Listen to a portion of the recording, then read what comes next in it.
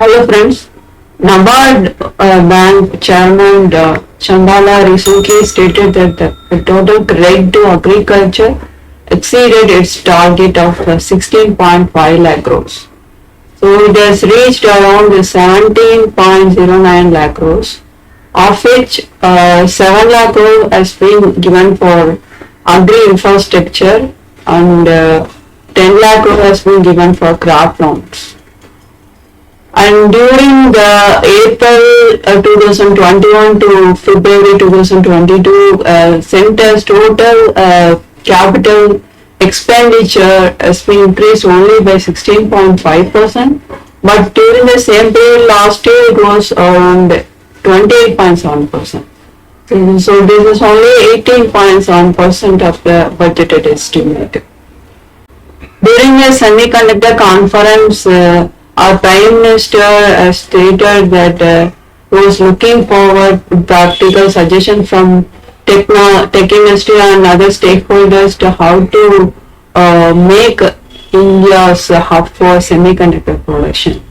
Because there is a deficit in semiconductor, supply chain is disrupted, and because of the Russia-Ukraine war, and so to increase the domestic production, and India is looking forward to increase the domestic production of semiconductors. And recently our finance minister in United States also asked the investors to give more investment for semiconductor production in India.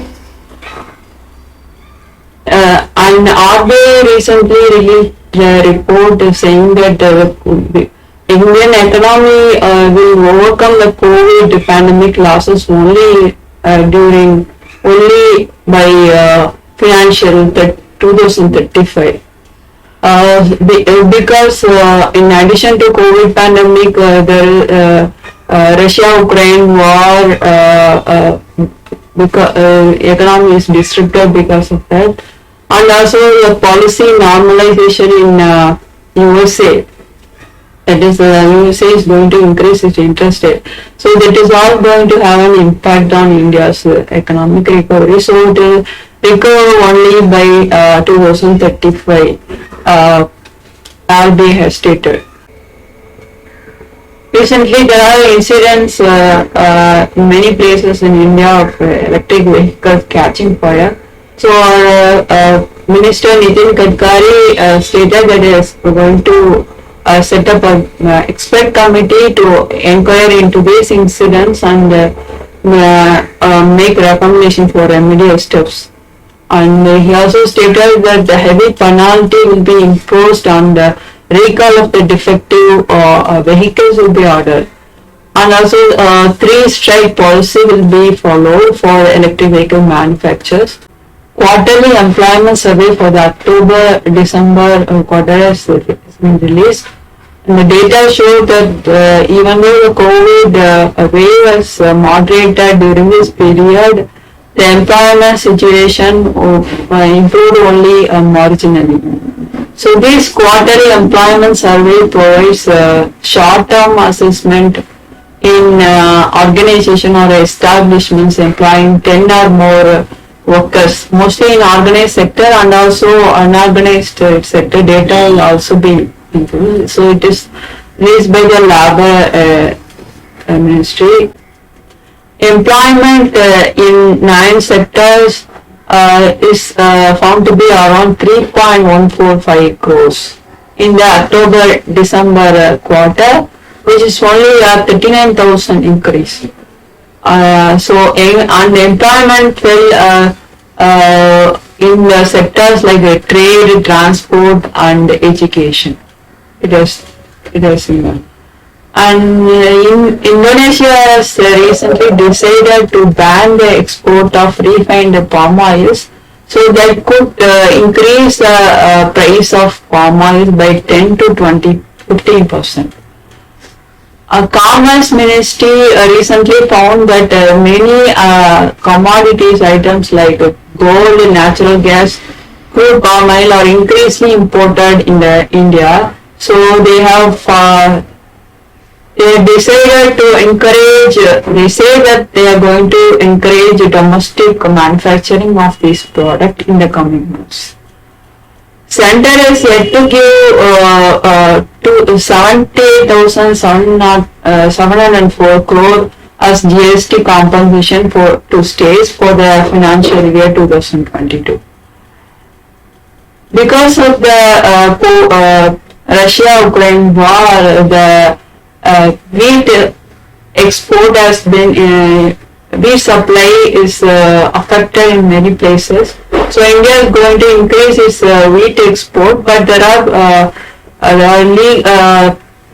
in WTO rules, there are some problems India is facing. So, but the director said these will be tackled soon. Currently in India, around 4 lakh hectare area is under natural farming. Niti Aayog is going to prepare a roadmap to scale up this natural farming. Niti Aayog CEO recently stated that because of the climate change, we are facing many challenges because of lower crop yields and high use of waters and imbalanced use of chemicals and fertilizers. Is a new revolution is necessary, and the natural farming is a need of the hour. As you all know, the green revolution increased the cost of production and water efficiency becomes very less, and it deserves to be remedied with the help of natural farming. So Ramesh found out that the 6% area in the country, the chemical was not much used, so this will be targeted for natural farming. And also there are some districts where the use of chemicals is less than 5 kilograms. So these will be also be targeted for natural farming, he said. So the core industries growth for the month of March is being released by Department for the Promotion of Industry and Internal Trade, and the growth is slow to 4.3%, which is lesser compared to last month. Last month the growth was found to be 6%. So in coal, the production was declined by 0.1%, crude oil is declined by 3.4%, natural gas increased by 7.6%, petroleum refinery products is increased by 6.2%, fertilizer is increased by 15.3%, steel production 3.7% increase, cement is increased by 8.8%, electricity generation is by 4.9%. So India and European Union decided to launch a Trade Technology Council. This is to enhance the coordination mechanism and for technology transfer and to improve the trade cooperation between the two countries.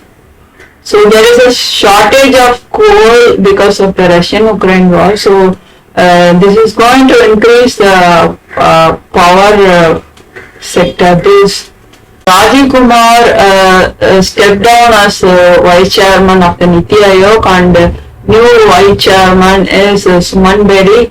He was a senior visiting fellow at the Center for Policy Research. He was the director general of the National Council of Applied Economic Research during the period of 2001 to 2011. India and UK aimed to sign the trade deal, free trade agreement by October. So this is going to cover more than 90% of the tariff lines, and this is going to increase the goods and service trade by around $100 billion by 2030. India's non-basmati rice exports increased more than around 109% between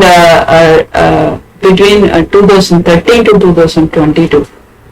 So India is exporting to more than 150 countries. So this is there is a 27% growth in the export of non-basmati rice. Recently, during civil service day speech, Minister Piyush Goyal has stated like rupee devaluation or weakening currency is actually detrimental to our nation's interest, to our growth story, and to our ability to be competitive in the long run. I think it is very important statement because all over the world in globalization, and also it is recommended by IMF to devalue your currency to increase your competitiveness, to increase your input, but actually it deteriorates the terms of trade. What happens to Sri Lanka? In April, IMF recommended 15% devaluation to Sri Lankan currency, but Sri Lankan rupee is in devalued, but the terms of trade not improved. It has deteriorated. So they exacerbated the crisis by devaluing the currency. I request you to raise your voice against labor laws which might be implemented by July. If it is implemented, it is going to increase the level of exploitation in the country, and it will increase the working hours to 12 hours. It will reduce your takeaway wages. Recently, half of the working population stopped looking for jobs. That is the level of unemployment crisis we are facing. The workers' right of reaching 8 hours labor, 8-hour sleep, and 8-hour rest is not yet realized. But we have to continue struggle for that. May Day wishes to all of you. See you all in the next video. Thank you so much for watching.